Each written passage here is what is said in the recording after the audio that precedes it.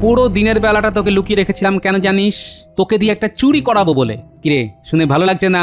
এ তুমি কি বলছো গোপাল? চুরি করা ছেড়ে দেবো বলে তোমার কাছে এলাম, আর সেই তুমি আমাকে আবার চুরি করতে বলছো? তোমার কাছ থেকে এরকম ব্যবহার পাবো আশা করিনি কিন্তু গোপাল। আচ্ছা, আমি কখনো অসৎ হতে বলতে পারি, কিন্তু কোনো কোনো কাজ আছে যা না করলে প্রকৃত অপরাধী ধরাই পড়বে না। এবার কাজটা কি সেটা বলবে তো? খুব মজার কাজ, এরকম কাজ আগে কখনো করিসনি। এসেছো? নিশ্চয়ই কোনো কাজ করাবে। হ্যাঁ, শুনে রাখো, শুনে রাখো, কোনো অসৎ কাজের ফন্দি ফিকির কিন্তু আমার বাড়িতে হবে না। হ্যাঁ, এই বলে রাখছি। দেখো, কে সৎ আর কে অসৎ সেটা তো পরের কথা। কখন যে সৎ অসৎ হয়ে যায় আর কখন যে অসৎ সৎ হয়ে যায় তা তুমিও জানো না, আমিও জানি না গিন্নি। সে যাই হোক, তা বাবা বটকৃষ্ণ মন্ত্রীকে ছেড়ে হঠাৎ আমার বাড়িতে? আমি ভালো হতে চাইছি, আর তার জন্যই আপনার কাছে আসা। জানি জানি রে, জানি। খারাপ কাজ করতে করতে এক সময় কাজে বৈরাগ্য আসে, তখন পেট গুড়গুড় করে, মাথা ঘোরে, গা বমি বমি করে। তা তোর কি তাই হচ্ছে? কি বুদ্ধি তোমার গোপাল! আমার যে এসব হচ্ছে তা তুমি কি করে জানলে? আরে তোর হচ্ছে আর আমি জানবো না? এটা তুই ভাবলি কি করে? যাক, সৎ সঙ্গে থাকলে তুইও ভালো হয়ে যাবি, বুঝলি? এই যেমন আমি সৎ সঙ্গে বড় হয়েছি, আর তুই অসৎ সঙ্গে। তফাৎ তো এখানেই।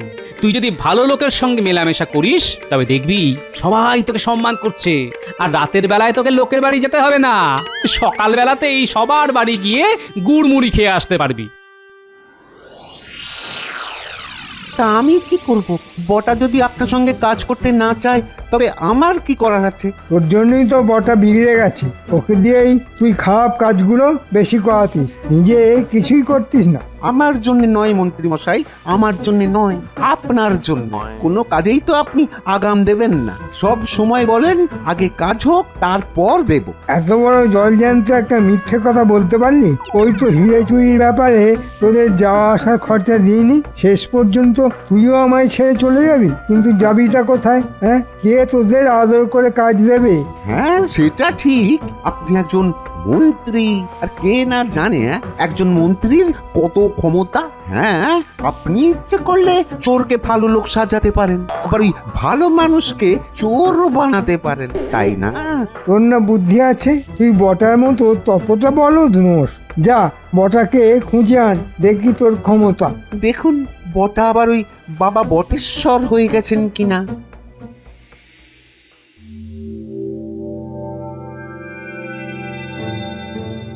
এ কি গোপাল, তোমায় আজ খুব কাহিল মনে হচ্ছে। তা শরীর কি খারাপ নাকি? আগে আমার শ্বশুর বাড়ি থেকে খবর এসেছে যে তাদের বাগানে গাছ লাগাতে গিয়ে তারা 100টা বাদশাহী মোহর পেয়েছে। খবরটা ওই জায়গায় জানাজানি হয়ে গেছে, তারা এই মোহর এখানে পাঠিয়ে দিতে চাইছে। কিন্তু প্রশ্ন হলো কাকে দিয়ে পাঠাবে? আমাকেই যেতে হয়, কিন্তু আমার যা শরীরের অবস্থা তাতে আমার পক্ষে যাওয়া সম্ভব নয়। সেটা নিয়ে খুব দুশ্চিন্তায় আছি মহারাজ। এটা কোনো সমস্যা হলো মহারাজ? গোপালের শ্বশুরবাড়ি থেকে বাদশাহী মোহর পাওয়া গেছে, ও নিজেও অসুস্থ, কিন্তু সেরকম সৎ লোকের কোনো অভাব নেই যে গিয়ে মোহরগুলো নিয়ে আসতে পারবে। আমার হাতে খুব ভালো লোক আছে যে এই কাজটা করতে পারে। গোপাল যদি বলে তাকে আমি কালই পাঠিয়ে দিতে পারি। না না না না না, সেটা কি করে হবে? অপরিচিত কারোর হাতে তো আর তারা মোহর দিয়ে দেবে না। সুতরাং আমি তাকেই পাঠাবো যে তাদের পরিচিত। তার উপর তাকে আমার কোনো একটা চিহ্ন দিয়ে দিতে হবে, যাতে তাদের বিশ্বাস হয় যে আমিই তাকে পাঠিয়েছি। মহারাজ, আমি গোপালের ভালোর জন্যই বলছিলাম, কেন আবার একটা লোক জোগাড় করবে যেখানে আমার খুব বিশ্বাসী লোক আছে? মন্ত্রী, এই ব্যাপারে তুমি না করিও না। ব্যাপারটা পুরোটাই গোপালের ব্যক্তিগত ব্যাপার, আর আমিও চাই না গোপাল ছাড়া কেউ এ ব্যাপারে না গলাক। না মানে আমি গোপালের শরীরের দিকে তাকিয়ে এই কথাটা বলছিলাম। এখন গোপাল যদি আমাকে বিশ্বাস না করে তাহলে তার জন্য আমি কি করতে পারি? আপনাকে ধন্যবাদ মন্ত্রী মশাই, আজ আপনার সাহায্য নিতে পারলাম না। হ্যাঁ, কিছু মনে করবেন না। হ্যাঁ, তবে এই ব্যাপারে আপনার সাহায্য আমার পরে লাগতে পারে। শোনো, তোমাকে একটা কাজে একটু বাইরে পাঠাবো, তোমার কোনো আপত্তি নেই তো? তোমার কোনো কাজে কি আমি মানা করছি? তুমি যা বলবে আমি তাই করব। এই নাও, ঠিক 100টা মোহর। এর প্রত্যেকটির গায়েই 1 থেকে 100 লেখা আছে। এই মোহর পুটলিতে ভরলাম। তোমাকে এই পুটলি আমার শ্বশুর বাড়িতে দিয়ে আসতে হবে, আর বলতে হবে তারা যেন এই পুটলিটা ঘরের সামনেই রেখে দেয়। রাতে চোর আসবে এটা নিতে, তারা যেন কোনো বাধা না দেয়। শোনো, এই বাদশাহী মোহর আমার সারা জীবনের সম্পদ। তিল তিল করে এগুলো জমিয়েছিলাম, সব তোমার হাতে তুলে দিলাম। সাবধানে নিয়ে যেও, আর তুমি এক্ষুনি বেরিয়ে পড়ো। কাল ভোর রাতেই পৌঁছে যাবে। সব কিছু বুঝিয়ে দিয়ে তক্ষুনি এখানে ফিরে আসবে, বুঝলে? এতে না বোঝার কিছুই নেই। এই মোহর কেউ আমার হাত থেকে নিতে পারবে না। দাও পুঁটলিটা দাও, আমি এখনই রওনা হয়ে যাচ্ছি। হ্যাঁ, সাবধানে যেও, কেউ যেন জানতে না পারে যে এটার মধ্যে মোহর আছে, ঠিক আছে? ঠিক আছে, আমি চললাম।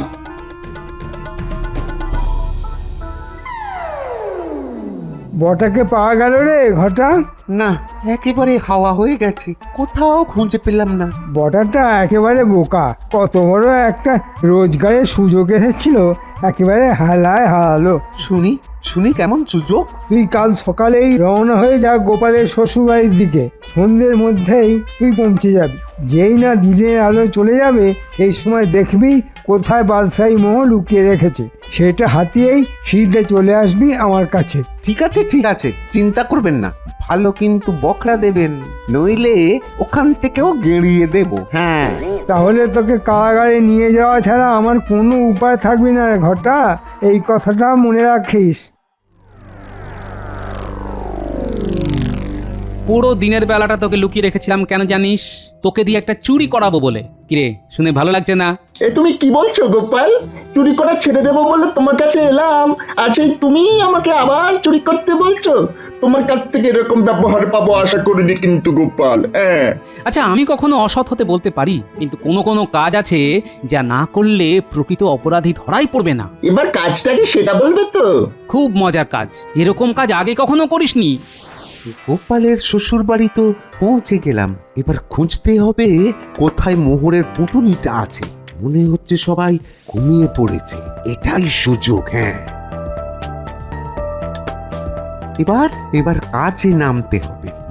জিদ তো কাটতেই হবে।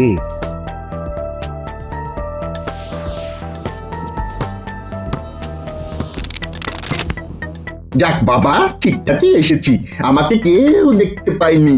এবার কাজটা করি। ওই গাছের ঝুড়ি নেমেছে, সেখানে অন্ধকারে লুকিয়ে থাকি।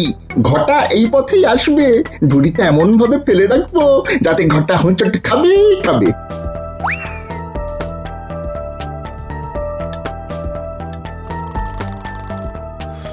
আরে, ওই তো একটা পুতুলি। মনে হচ্ছে এটার মধ্যে মোহর আছে। বাইরে থেকে হাতেরে দেখি মোহর কিনা। হ্যাঁ, মোহর। একটা একটা টু করে শব্দ হলো না? হ্যাঁ হ্যাঁ, হচ্ছে।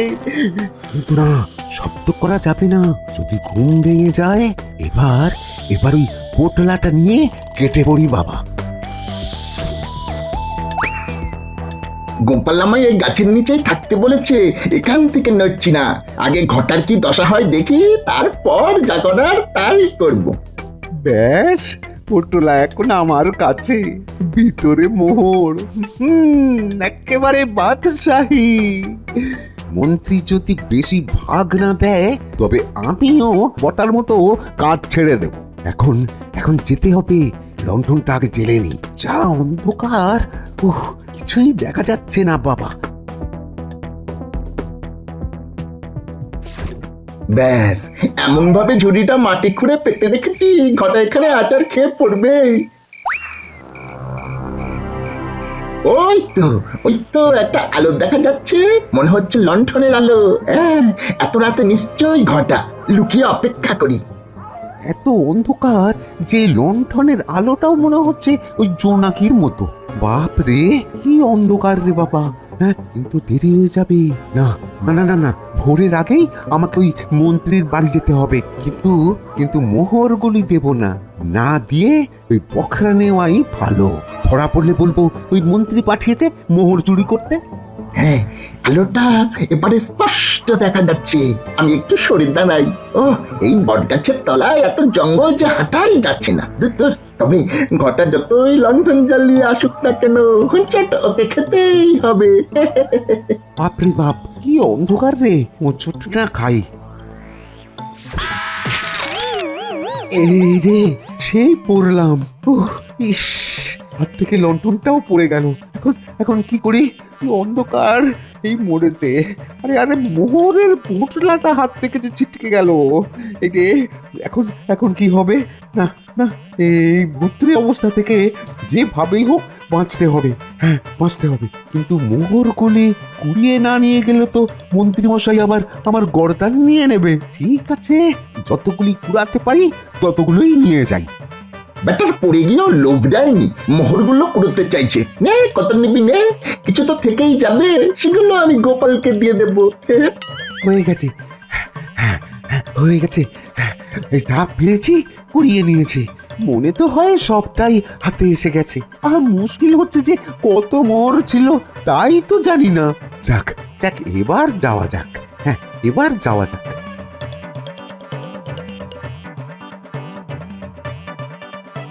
দেখ, ঘটা চলে গেছে, এবারে ধীরে সুস্থে সব কিছু গুটিয়ে নিতে হবে।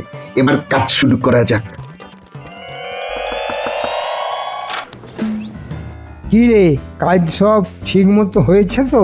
একেবারে পাকা কাজ, এত সহজ কাজ কোনোদিনও করিনি। যাক, মোহরের পোটলাটাকে ভালো করে নিয়ে এসেছিস তো? আর আনিনি। এবার আমার বকরাটা দিয়ে দিন। আরে একটা দিন আমার কাছে থাকুক, কোথা থেকে কি হয়ে যায় আগে দেখি। মহারাজের কাছে গোপাল ব্যাপারটা নিশ্চয়ই বলবে, তারপরের ব্যবস্থাটা তো নিতে হবে নাকি? ঠিক আছে, ও বেলা দিয়ে দেবেন। হ্যাঁ ঠিক আছে, তুই এখন কোথাও যাস না, আমার বাড়িতেই খেয়ে দিয়ে লুকিয়ে থাক। কিরে, কাজ ঠিক মতো হয়েছে তো? যেমনটি বলেছিলে তেমনটি হয়েছে, তবে ঘটা হোঁচট খেয়ে বেশ কয়েকটা মোহর ওখানে ফেলে রেখে এসেছিল, আমি কুড়িয়ে এনেছি। দেখা দেখা। ওটাই তো তুরুপের তাস, মন্ত্রীকে ঘায়েল করার অস্ত্র। নে, এখন হাত পা ধুয়ে নে, আমার সঙ্গে তোকে আজ রাজবাড়ি যেতে হবে। যা যা বলেছিলাম সব মনে আছে তো? চিন্তা করো না, সব মনে আছে।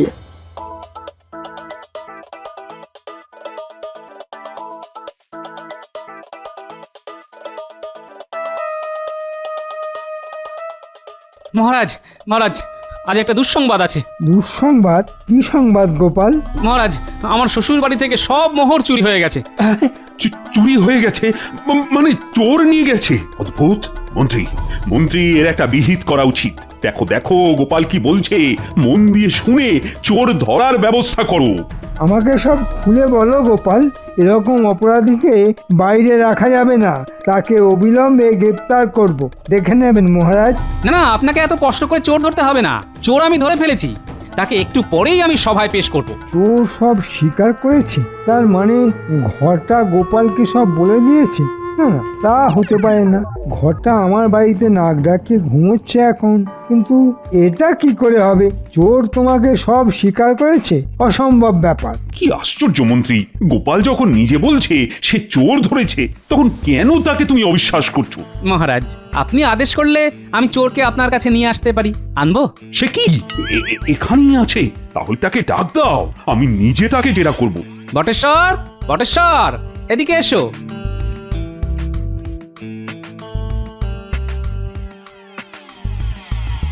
নাও, মহারাজের কাছে দোষ স্বীকার করো। এই সেই চোর? এটা কি করে সম্ভব মহারাজ? কেন? ওকে অবিশ্বাস করা কেন? ও তো নিজের মুখেই চুরির কথা স্বীকার করবে। এই, তোমার নাম কি? লোকে আমাকে বটা বলেই ডাকে। আচ্ছা বটা, গোপালের শ্বশুর বাড়ি থেকে বাদশাহী মোহর কি তুমি চুরি করেছো? আগে হ্যাঁ মহারাজ, ওই চুরি আমিই করেছি। তবে আমি একা নই, আমার সঙ্গে আরেকজনও ছিল, তার নাম ঘটা। মহারাজ, ঘটা। আমরা দুজন মিলে গোপালের শ্বশুর বাড়ি থেকে এই চুরি করেছি। ঘরটা? অসম্ভব ব্যাপার, সে এখন আমার বাড়িতে খেয়ে দিয়ে ঘুমাচ্ছে। মহারাজ, এ সমস্তই গোপালের কাজ। নিরীহ লোককে ফাঁসিয়ে দেওয়াই ওর কাজ। ঘটা খুব ভালো ছেলে, আমার বাড়ির সব কাজ করে দেয়, খুবই সৎ আর কর্মঠ। গোপাল বটাকে শিখিয়ে দিয়েছে ঘটার নাম বলার জন্য। মন্ত্রী, তোমার কথা আমি কিন্তু ঠিক বুঝতে পারছি না, কিন্তু ঘটাকে এখানে হাজির করা হোক। মহারাজ, মন্ত্রী এইমাত্র স্বীকার করেছে ঘটা মন্ত্রীর বাড়িতে খেয়ে দিয়ে ঘুমোচ্ছে। তাকে এখানে তলব করা হোক মহারাজ।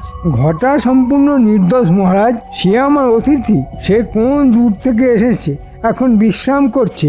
তাকে এখানে তলব করা কি খুব যুক্তিসঙ্গত কাজ হবে মহারাজ? হ্যাঁ ঠিক তাই, তাই তো। ঘটা এখন খুব ক্লান্ত, হবেই তো, আমার শ্বশুর বাড়ির পথটাও তো কম নয়, অনেক দূর, পুরো এক রাত লাগে এখানে আসতে। এখন তো বিশ্রাম নেবেই। ও সব বিশ্রাম টিশ্রাম পরে নিলেও হবে, এক্ষুনি মন্ত্রীর বাড়িতে লোক পাঠানো হোক, ঘটাকে যেন এখানেই ধরে নিয়ে আসা হয়। বাপরে, কি খাতির! আলো খাইয়েছে। এবার এবার একেবারে ওই কুম্ভকর্ণের মতো ঘুমাবো, সেই রাতে উঠবো। দুপুরে খাওয়ার অভ্যেস নেই তো, তাই এত হাই উঠছে। যাই যাই ঘুমাই। আর ঘুমাতে হবে না, চলো চলো ওঠো, মহারাজ তোমাকে ডেকে পাঠিয়েছেন, চলো। হ্যাঁ, মহারাজ আমাকে ডেকে পাঠিয়েছেন কেন? আমি আবার কি করলাম? যা করার তো ওই মন্ত্রী মশাই করেছে, আমায় আবার কেন এই ঝামেলায় ফেলা? কিন্তু মহারাজের আদেশ, আমাকে তো যেতেই হবে। বিপদে পড়লে দেবো ব্যাটার ওই নাম বলে। হ্যাঁ,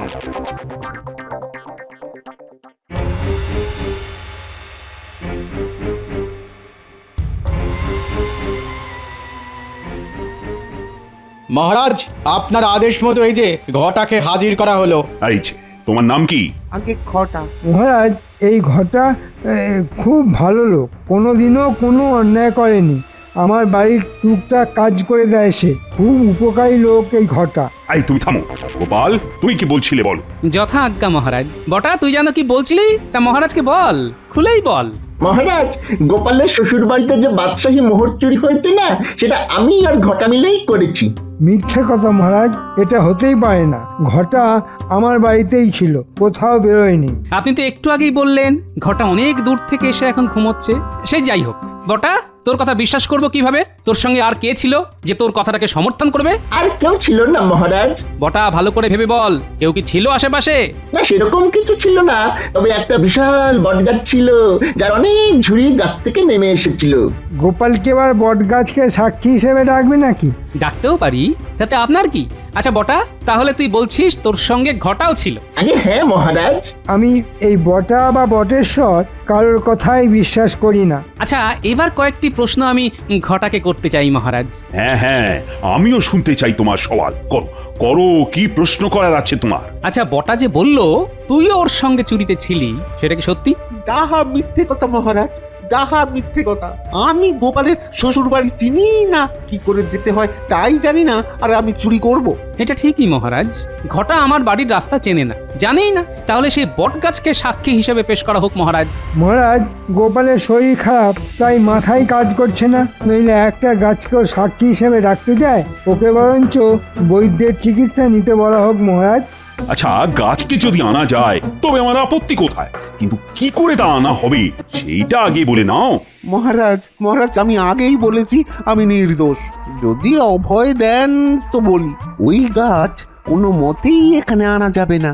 গাছটা প্রকাণ্ড, নিচে জঙ্গল, তার উপর যা ঝুড়ি নেমেছে, তাতে আসল গাছ কোনটা সেটা খুঁজে বার করাই খুব মুশকিলের ব্যাপার হবে। তাও ওই দুই একটা নদী পেরিয়ে আনতে হবে।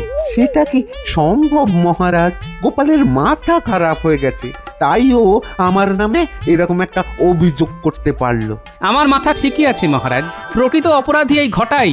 ও একটু আগেই বলেছে আমার শ্বশুর বাড়ি নাকি ও চেনেই না, কোনোদিন যায়ও নি। তবে ওই বট গাছের ঝুড়ি কতটা নেমেছে, নিচে জঙ্গল আছে, সেটা জানলো কি করে যদি নাই যায়? তাহলে ওকে গ্রেপ্তার করা হোক মিথ্যে সাক্ষী দেওয়ার জন্য। কিন্তু গোপাল, চুরির মাল যে কোথায় আছে সেটা তো জানা গেল না। সব জানতে পারবেন মহারাজ, একটু অপেক্ষা করুন। আচ্ছা বটা, কটা মোহর তুই কুড়িয়ে পেয়েছিস? আগে মোট 4টে।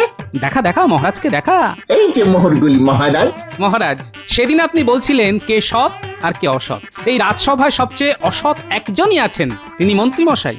এই পুরো ব্যাপারটাই আমার সাজানো ফাঁদ, আর সেই ফাঁদে ধরা দিলেন মন্ত্রীমশাই স্বয়ং। মিথ্যে কথা, মিথ্যে কথা মহারাজ। গোপাল চক্রান্ত করে আমাকে ফাঁসাচ্ছে। সবটাই প্রমাণ হয়ে যাবে। আপনি মন্ত্রীমশাইয়ের বাড়িতে তল্লাশি করতে আদেশ দিন মহারাজ। আমি মন্ত্রীর বাড়িতে তল্লাশি করার আদেশ দিলাম। এটা কিন্তু সুবিচার হচ্ছে না মহারাজ। আমি বারবার বলছি আমি নির্দোষ, তবু আমার ঘরে তল্লাশি চলছে। এটা আমি মানতেই পারছি না মহারাজ। আপনি যদি নির্দোষী হবেন তাহলে এই পোটলাতে কি আছে মন্ত্রী মশাই? আমার জমানো মোহর মহারাজ, সেই কোন কাল থেকে বাদশাহী মোহরের প্রতি আমার মোহ। মহারাজ, এই পোটলাতে কিছু বাদশাহী মোহর পাওয়া গেছে। এটা আমার মহারাজ, সেই ছোটবেলা থেকেই এই মোহর আমি জমিয়েছি। মহারাজ, মন্ত্রী যে কত বড় মিথ্যেবাদী তা আমি এক্ষুনি প্রমাণ করে দেব।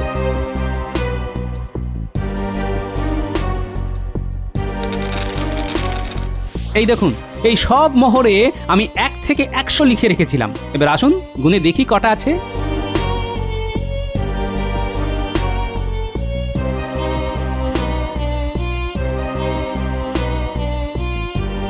এই দেখুন, পরপর সাজিয়ে রাখলে কোন কোন সংখ্যা নেই দেখুন।